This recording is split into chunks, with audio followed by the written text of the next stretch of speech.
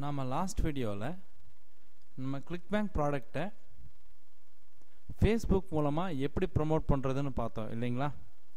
இப்போது இந்த வீடியோவில் நம்ம கிளிக்பேங்க் ப்ராடக்டை கூகுளை வச்சு எப்படி ப்ரமோட் பண்ணுறதுன்னு பார்க்கலாம்.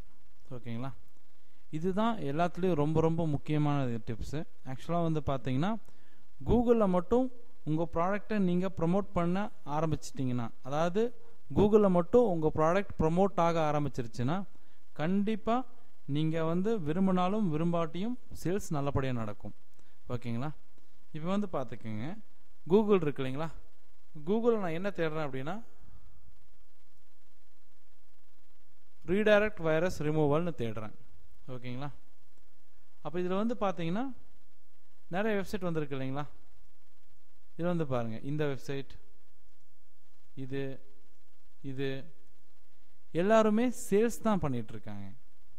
ஓகேங்களா. இப்போ இவர் பாருங்கள், இதை கிளிக் பண்ணுறோம்.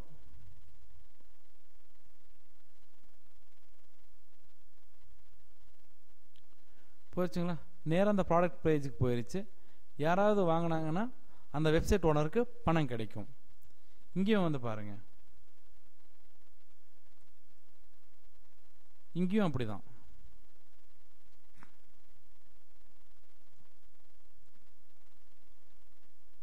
இங்கேயும் நேராக அந்த ப்ராடக்ட் பேஜுக்கு போயிடுச்சு.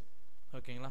இப்போ கூகுளில் எப்படி ப்ரமோட் பண்ணுறது அப்படின்னு பார்த்தீங்கன்னா, ஆக்சுவலாக இப்போ கூகுளில் நீங்களோ நானோ இல்லை வேறு உங்களுக்கு தெரிஞ்ச எந்த ஃப்ரெண்ட்ஸுமே போய் ரீடைரக்ட் வைரஸ் ரிமூவல் அப்படின்னு தேடி இருக்க மாட்டோம். ஏன் தேடி இருக்க மாட்டோம் அப்படின்னா நம்மளுக்கு அது தேவையே இல்லை. என்ன சொல்கிறேன்னு புரிஞ்சுதுங்களா. அதாவது ரீடைரக்ட் வைரஸ் ரிமூவல்னு நம்ம தேடி இருக்க மாட்டோம். அப்போது யார் தேடி இருப்பா, யார் தேடுவாங்க? யாருக்கு பார்த்தீங்கன்னா ரீடைரக்ட் வைரஸை ரிமூவ் பண்ணுமோ அவங்க மட்டும்தான் தேடுவாங்க இல்லைங்களா. அப்போ தேடுற எல்லாருமே ரீடைரக்ட் வைரஸை ரிமூவ் பண்ணணும் அப்படிங்கிற மோட்டிவில் தான் தேடுறாங்க. அப்படி தேடும்போது நம்ம ரீடைரக்ட் வைரஸை ரிமூவ் பண்ணுறதுக்கான ஒரு ப்ராடக்டை இந்த மாதிரி முன்னாடி கொண்டு வந்தோம்னு வச்சுக்கோங்களேன். தேடுறவங்களுக்கு முன்னாடி கண்ணில் படுற மாதிரி கூகுளில் கொண்டு வந்துட்டோம் அப்படின்னா ஈஸியாக நீங்கள் ஒன்றுமே பண்ணாமல் சேல்ஸ் நடக்கும். என்ன சொல்கிறேன்னு புரிஞ்சுதுங்களா. இப்போது ரீடைரக்ட் வைரஸ் அப்படிங்கிற வார்த்தை எத்தனை பேர் தேடுறாங்கன்னு பாருங்கள் கூகுளில்.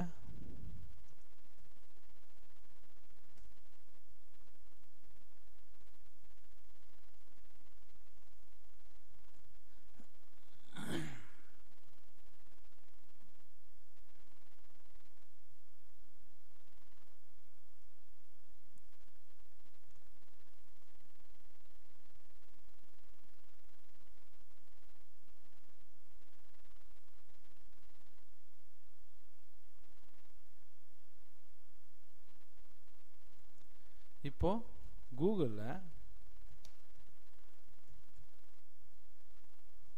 ரீடைரக்ட் வைரஸ் அப்படிங்கிற வார்த்தையை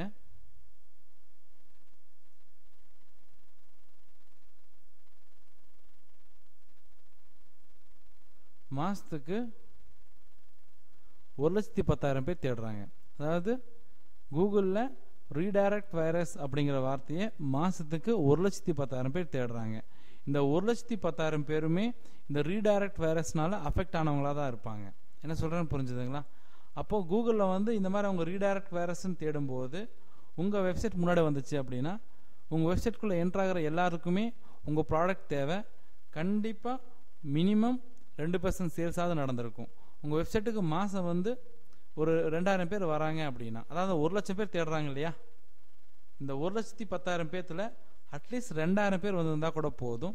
2,000 பேர் வரும்போது மினிமம் 2% சேல் நடந்திருக்கும்.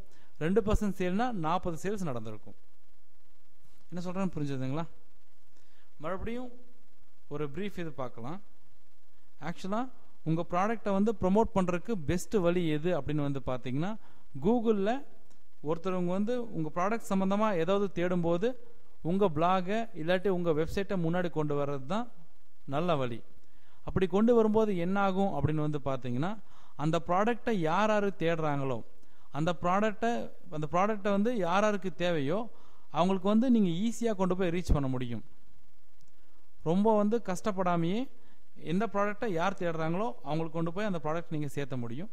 சேல்ஸும் நல்லபடியாக நடக்கும். ஓகேங்களா? எப்படி உங்கள் வெப்சைட்டை இல்லாட்டி உங்கள் பிளாகை கூகுளில் ஒரு பர்டிகுலர் வார்த்தைக்கு முன்னாடி கொண்டு வரது அப்படிங்கிறத SEO சர்ச் என்ஜின் ஆப்டிமைசேஷன் அப்படிங்கிற செக்ஷனில் சொல்ல போகிறோம். அதை பாருங்கள். பார்த்து அதில் போட்டிருக்கிற ஸ்டெப்ஸ் எல்லாம் வந்து அப்படியே ஃபாலோ பண்ணுங்கள். பண்ணும்போது நீங்களும் வந்து பார்த்தீங்கன்னா என்ன ப்ராடக்ட் எடுத்து ப்ரொமோட் பண்ணுறீங்களோ அந்த ப்ராடக்டை பற்றி கூகுளில் ஒருத்தர் தேடும்போது உங்கள் வெப்சைட் முன்னாடி வர மாதிரி பண்ண முடியும். அப்போது நல்லா earn பண்ண முடியும். தேங்க்யூ.